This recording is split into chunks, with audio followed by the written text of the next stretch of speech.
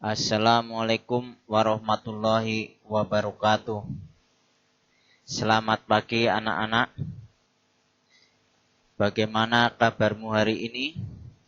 Sehat semua? Semoga kalian dalam keadaan sehat dan bahagia serta semangat untuk belajar hari ini. Sebelum kita mulai kegiatan pembelajaran hari ini, kita berdoa dulu agar kegiatan pembelajaran hari ini bisa berjalan lancar. Nah, setelah kita berdoa, kita akan lanjutkan pembelajaran ini dan Pak Guru akan membahas materi pembelajaran tematik tema 1 indahnya kebersamaan kelas 4 subtema 1 keberagaman budaya bangsaku pembelajaran 4. Nah, anak-anak langsung saja pada materinya. Indonesia juga kaya akan keberagaman kain tradisional. Misalnya batik, songket, dan ulos. Jenis-jenis kain tersebut merupakan kekayaan budaya bangsa.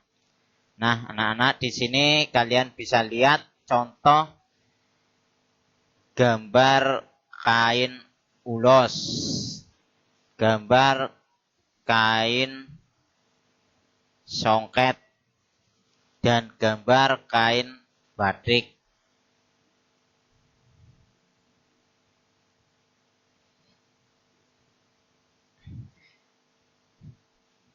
Di Indonesia kaya akan budaya, juga kaya akan kain tradisional.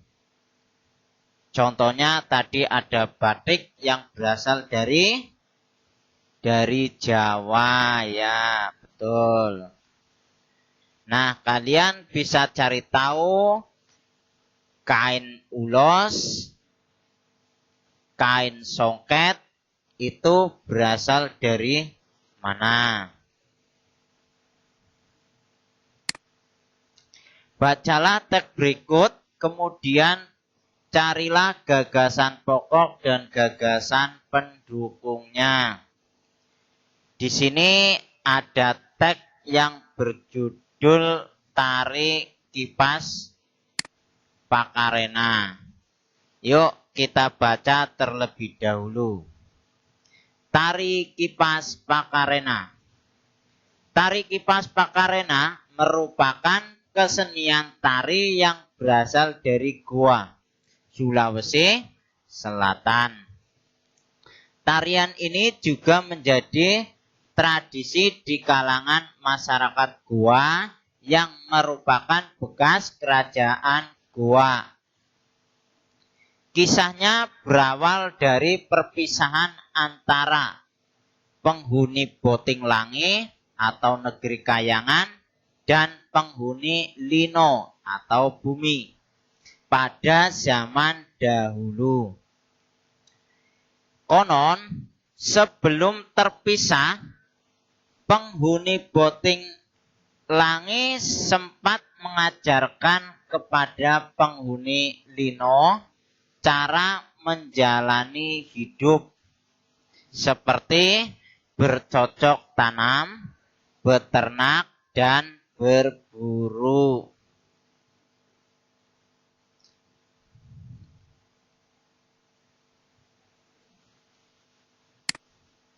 Cerita itu diabadikan dalam gerakan tarian. Makna gerakan tari kipas Pakarena seperti gerakan berputar searah jarum jam, melambangkan siklus hidup manusia. Gerakan naik turun mencerminkan roda kehidupan yang kadang berada di bawah dan kadang di atas. Cara menari yang lembut mencerminkan karakter perempuan goa yang sopan, setia, patuh, dan hormat. Secara keseluruhan, gerakan tari ini mengungkapkan rasa syukur. Nah, anak-anak bisa kalian lihat ini gambar tari kipas Pakarena ini. Nah, ini tadi adalah bacaan tentang tari kipas Pakarena yang berasal dari Goa. Anak-anak, tadi sudah membacanya dan sudah mendengarkan bagaimana makna dari tarian ini. Jadi, tarian ini memakai kipas ya anak-anak. Lalu ada saatnya para penari akan berkumpul di tengah seperti gambar ini. Lalu berputar searah jarum jam. Nah, perputaran itu dilambangkan sebagai siklus hidup manusia. Seperti roda yang kadang di atas, kadang juga di bawah. Tentunya roda kehidupan anak-anak.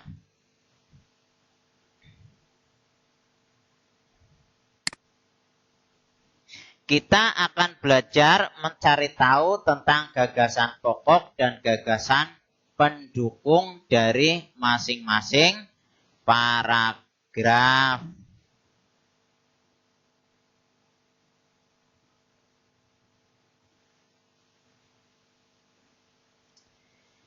Yang ada di bacaan tadi anak-anak, yuk kita ingat.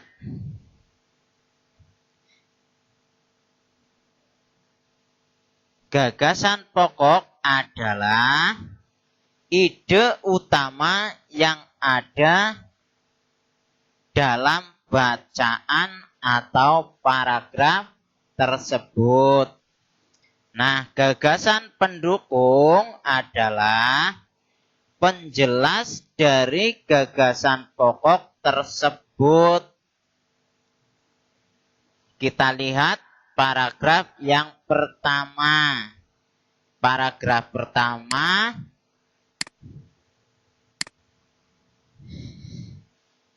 ini terdiri dari 2 kalimat.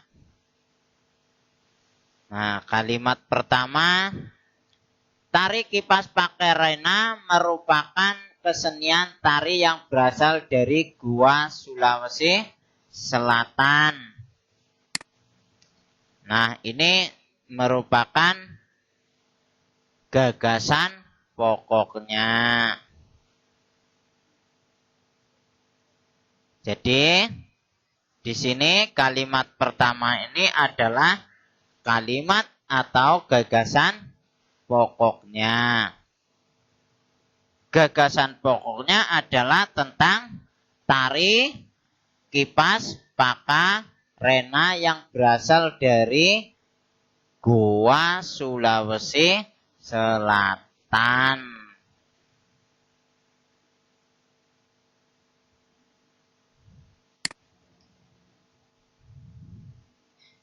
Selanjutnya kalimat kedua. Tarian ini sudah menjadi tradisi di kalangan masyarakat Goa yang merupakan bekas kerajaan Goa. Pada kalimat kedua menjelaskan gagasan pokok di kalimat pertama. Jadi kalimat kedua kedua ini adalah gagasan pendukung.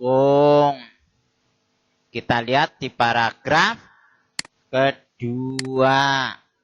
Nah, paragraf kedua. Di paragraf kedua ini juga ada dua kalimat.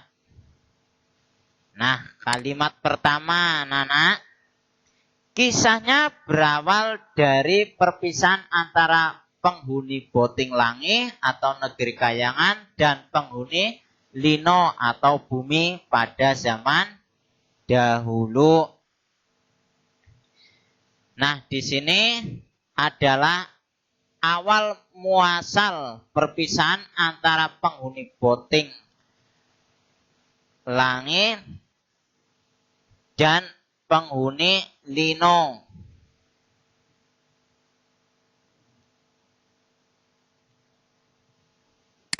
Nah, ini kalimat pertama termasuk gagasan pokok.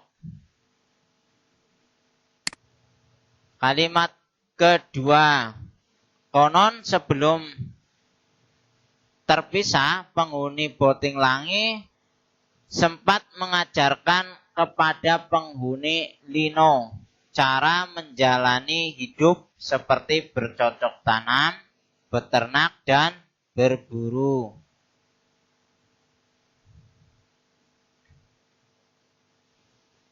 Nah, pada kalimat kedua ini menjelaskan bagaimana kalau si penghuni Boting Langi ini mengajarkan tentang cara menjalani hidup kepada penghuni Lino. Nah, pada kalimat kedua ini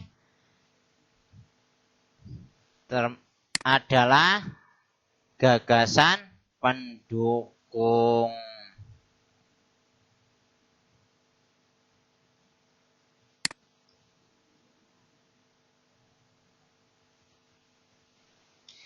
Nah, kita masuk pada latihan soal.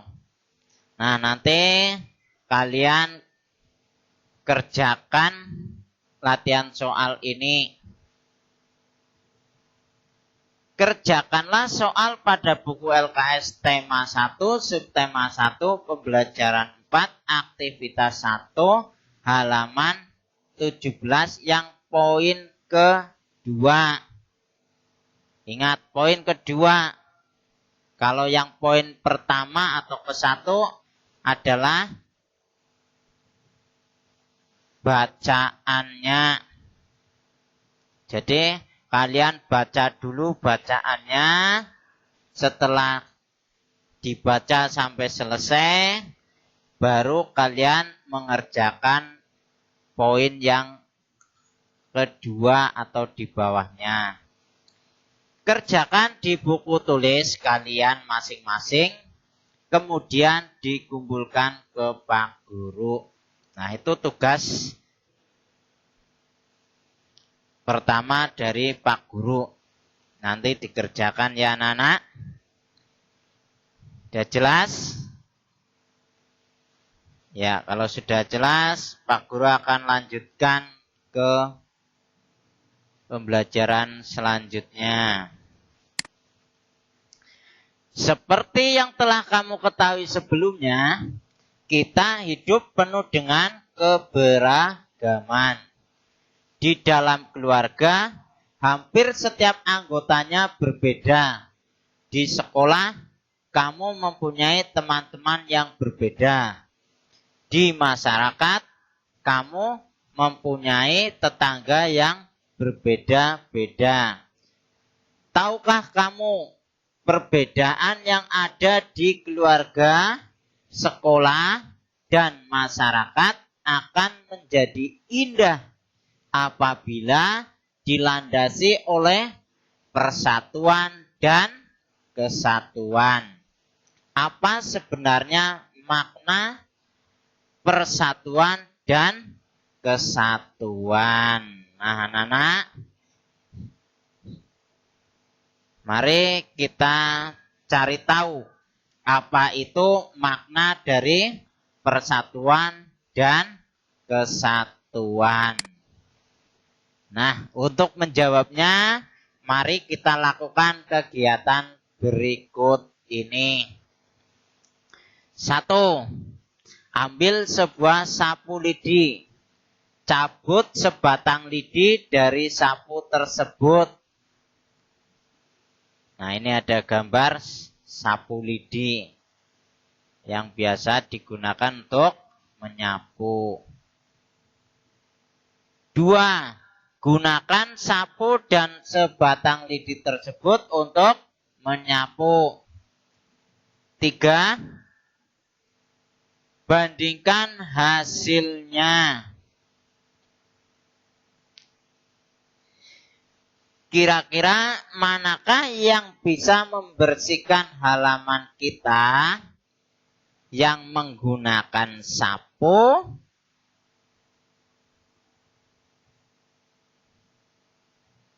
Yang dari satu apa itu yang banyak lidi atau hanya sebatang lidi anak-anak? Ya, pastinya akan lebih bersih jika kita menggunakan yang lidinya banyak. Lalu kita ikat menjadi satu.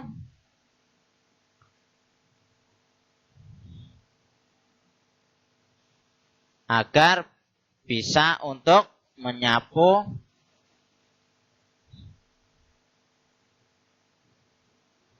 supaya bersih dibandingkan dengan yang sebatang lidi anak-anak. Lalu apa Pak maknanya dari percobaan kita? Nah, yuk kita cari tahu. Pada umumnya, sapu lidi digunakan untuk menyapu. Bisakah sebatang lidi digunakan untuk menyapu?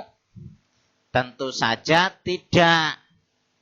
Lidi dapat digunakan untuk menyapu jika terdiri atas beberapa puluh atau ratus lidi yang diikat cukup erat menjadi satu. Dengan menyatukan lidi-lidi dalam satu ikatan akan tercipta kekuatan yang besar. Jadi, persatuan dan kesatuan dapat diartikan kumpulan bagian-bagian yang dipersatukan. Hal itu merupakan bukti pentingnya kekompakan dalam mewujudkan persatuan. Dengan demikian, persatuan tidak mementingkan kepentingan diri sendiri atau kelompok, tetapi lebih mengutamakan kepentingan umum. Itu tadi anak-anak makna persatuan dan kesatuan. Jadi dari pengamatan kita ini bisa disimpulkan seperti ini anak-anak. Nah,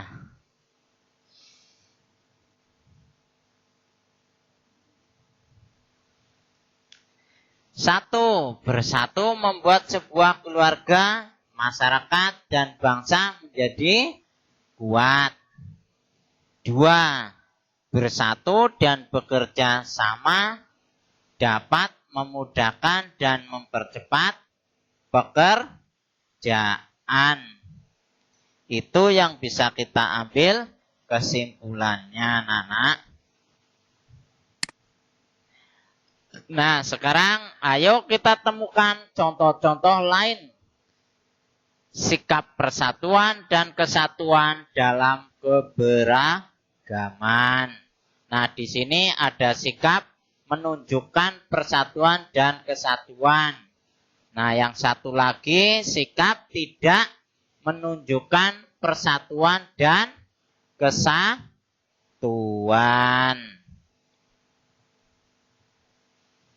Nah, di sini anak-anak kalian lihat ada 2 tabel. Ya.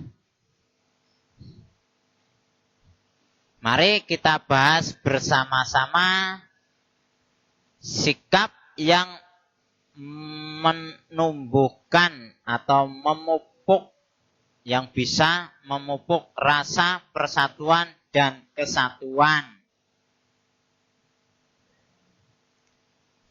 Contohnya adalah hidup rukun dengan semua orang.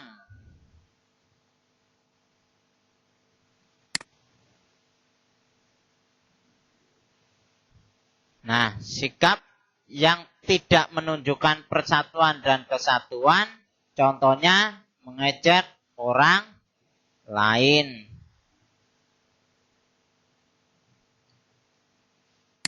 Lalu, sikap yang menunjukkan persatuan dan kesatuan adalah saling menghargai walaupun berbeda suku, agama, pendapat, dan lain-lain.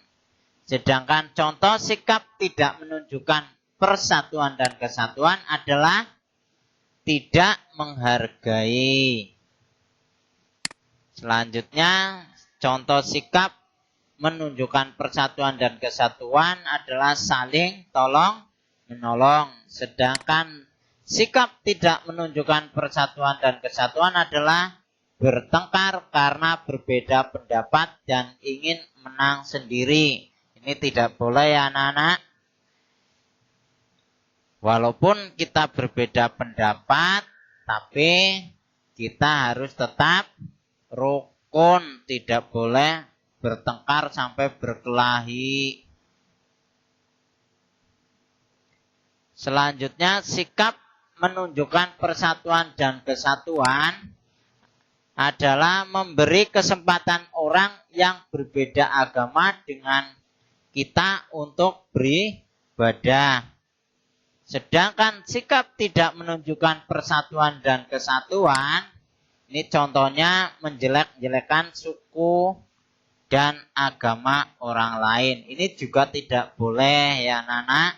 Kita harus menghormati setiap suku dan agama orang lain. Nah, itu tadi adalah sikap yang harus kita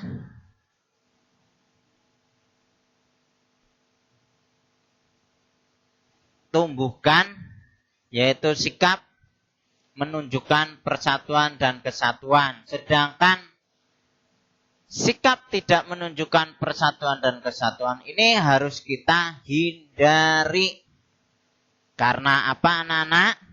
Karena tidak menunjukkan persatuan dan kesatuan. Nah, itu sikap persatuan dan kesatuan dalam keberagaman. Anak-anak, sudah jelas? Nah, kalau sudah jelas, latihan soal. Nanti kalian buatlah kesimpulan mengenai pentingnya persatuan dan kesatuan yang lain ya anak-anak.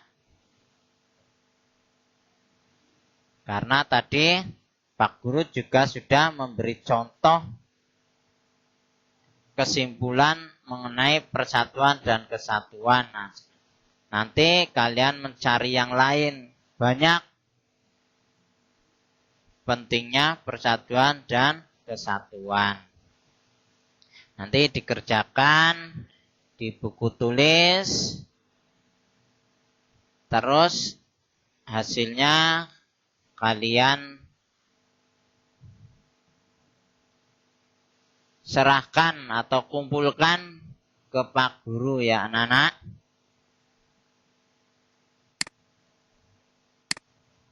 Nah, sebelum Pak Guru akhiri, Pak Guru akan mengulas lagi apa yang tadi Pak Guru sampaikan. Yang pertama adalah tentang gagasan pokok dan gagasan pendukung. Ingat, gagasan pokok adalah ide utama yang ada dalam bacaan atau paragraf tersebut. Sedangkan gagasan pendukung adalah penjelas dari gagasan pokok tersebut, anak-anak. Selanjutnya yang kedua, ini tentang sikap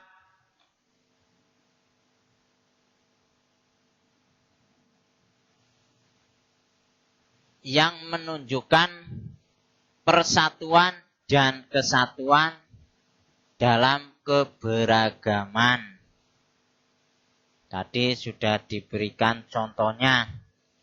Sikap yang harus kalian tumbuhkan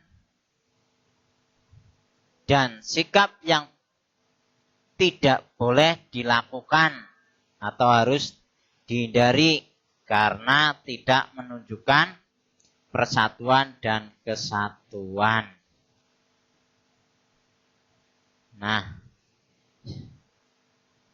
Pak Guru ingin bertanya, apakah kalian hari ini dalam mengikuti pembelajaran ini senang? Ya, tentunya senang. Karena pembelajaran yang kita lakukan hari ini sangat menyenangkan.